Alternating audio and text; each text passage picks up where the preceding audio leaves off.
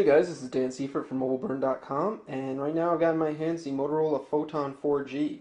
This is the first high-end Motorola device that we've seen for Sprint in a long time, and it's also Motorola's first 4G device for Sprint. So let's take a look and see what we got. The box here is this kind of unique, long, rectangular box, a little bit different than what we've seen before. Slide it open there, pop open the cover, and there she is. That's the Motorola Photon 4G right there. So let's pop it out. And we'll get this powered up. There we go. Taking a look at the rest of the contents while that powers up. Isn't too much in here. We've got your basic USB cable, micro USB cable on one end, and your standard USB plug on the other. This will act as your charging and syncing cable to a computer, and it also plugs into the wall outlet here, the brick here that goes into your wall outlet. And then you've got your getting started guide, manuals, instructions, a couple different languages there. But that's it. Not too much as far as accessories go for the Photon 4G from Sprint or Motorola.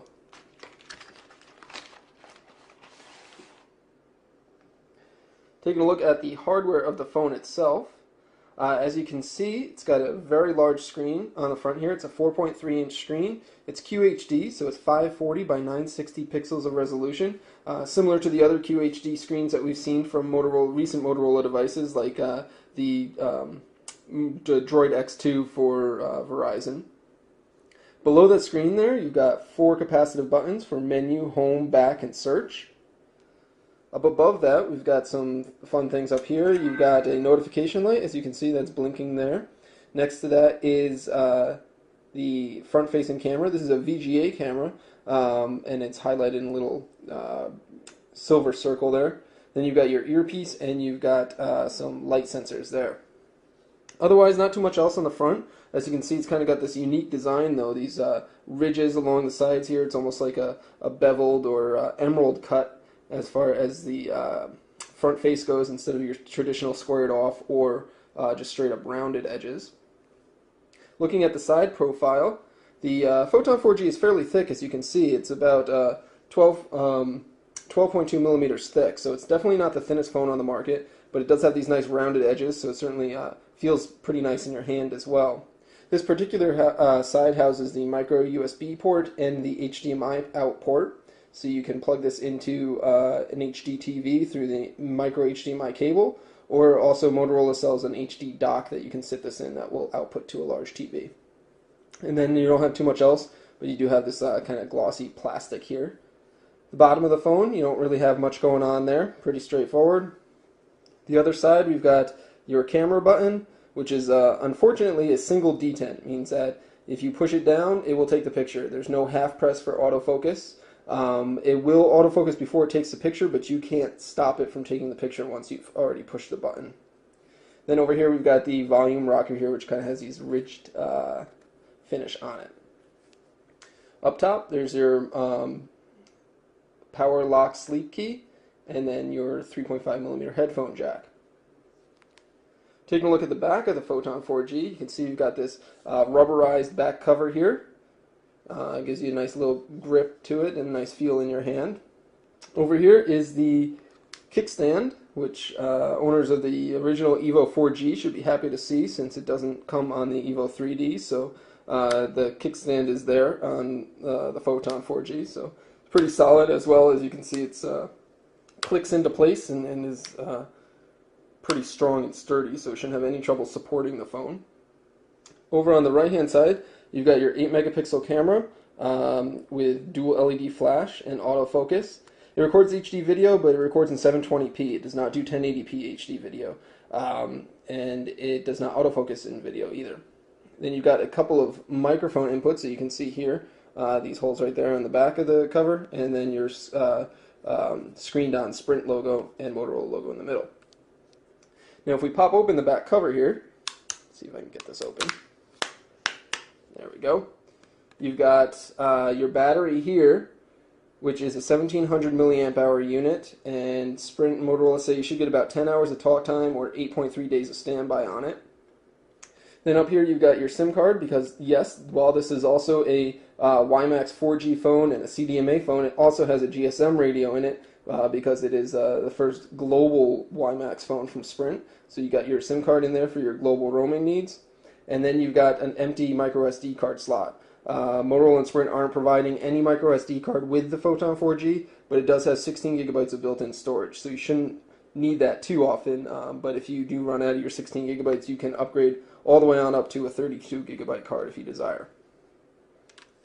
So there you have it. That's a quick tour of the hardware of the Photon 4G. Pretty well put together, though it is very glossy, and as you can see, my fingerprints are kind of getting all over the place with it. So if fingerprints bother you, it's definitely going to present a little bit of an issue for you. It feels pretty nice in the hands, about 158 grams, so it's right in the middle as far as the featherweight light guys or the heavier models on the market. So it's not the lightest phone, but it's not the heaviest phone either. The screen's pretty nice though, nice big 4.3-inch screen, QHD resolution as well, like I mentioned earlier. Taking a look at the software on the Photon 4G, what we've got here is Android 2.3.4 Gingerbread with Motorola's custom interface on it. They're not calling it Moto Blur anymore, but it does carry many of the same elements that its older Moto Blur interface had, but it has been updated. This is a very similar interface to what we saw on the Droid X2 and other recent Motorola phones, and we do like a lot of things with it. It does tend to work very well and offer some really cool, unique features. For starters, you've got 7 home screens to page through that you can customize with various widgets and shortcuts. It doesn't support the pinch to zoom out function that you'll see on like HTC devices or Samsung devices, but it is fast enough as far as paging through, and down at the bottom you can see we've got a little dot indicator to indicate what page that we're on. Along the bottom you've got 4 shortcut buttons that stay put no matter where you go, and that is for phone right there. You got your web browser. Sprint's put its Sprint ID shortcut there, so this is also equipped with Sprint's customizable ID system, and then this button here opens up your whole app tray. You can customize all of these except for the app tray button. You can't change that out, but you can change out the Sprint ID, for instance, if you wanted to put a different, more useful application there. Something that I really like in the Motorola interface is the notification bar, and so you can see here we've got 2 notifications, and normally with most Android phones you can clear it, and it'll clear all of them. But what Motorola has done here is giving you the option to selectively clear a notification, so you can clear one at a time and continue to keep notifications there if it's useful for you to remember things like that. Pretty cool feature. Taking a look at the dialer here, we've got Motorola's custom skin dialer here, and it has T9 searching, so you can start dialing and it will match people up based on name or number. The contacts here allows you to scroll to integrate your contacts with your Facebook account, so you can see your contacts' pictures and names there right in your contact list there.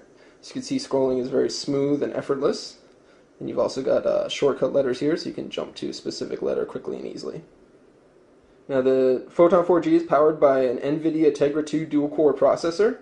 So it's very fast. It's clocked at 1 gigahertz. We haven't seen really any issues as far as speed goes with this. It's very quick and very fast to page through things, opening app trays and stuff. It's very fast. Really no lag whatsoever that we've noticed. Apps tend to open very quickly as well once you hit the button and open it up. If we take a look at the text messaging app here, Motorola has pretty much skinned the basic text messaging app from Android. It isn't too much different. It's got a different color scheme here, but it is pretty Spartan, pretty basic, but it does work rather well.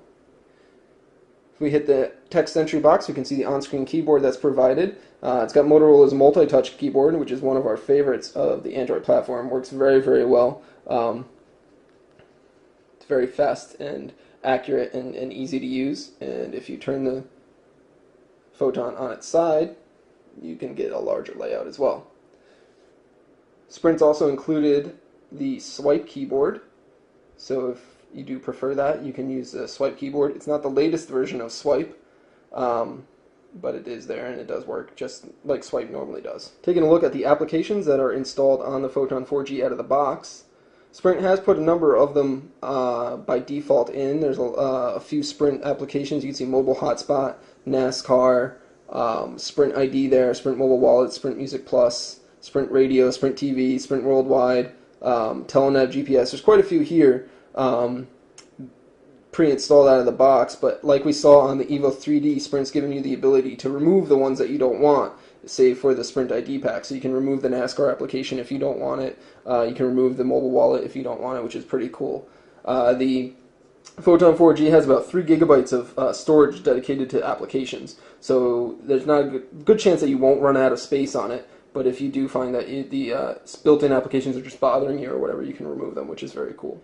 There's the WebTop connector app that you can see there, as this is compatible with the WebTop interface from Motorola when you plug it into the HD dock. That's an optional accessory, and that will allow you to browse the web and stuff with Motorola's WebTop interface there. Taking a look at the browser here, we open that up.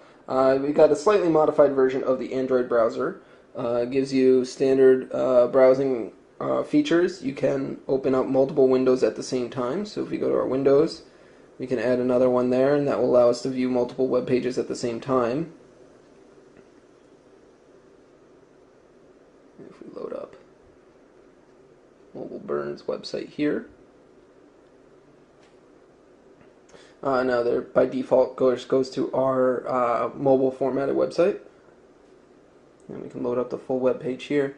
Now the browser, as you can see, is very fast to load things. We are connected to a pretty solid Wi-Fi connection here. In this area we don't have Sprint 4G service, and Sprint's 3G service is a bit slow. So right now we're connected to Wi-Fi, but the browser itself loaded very quickly, as you can see. Scrolling is effortless. You can double tap to zoom,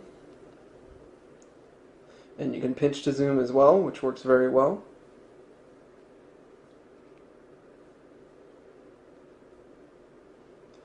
If you turn it on its side, it will work in landscape as well, and you can see we've got some flash support, and it plays embedded videos just fine.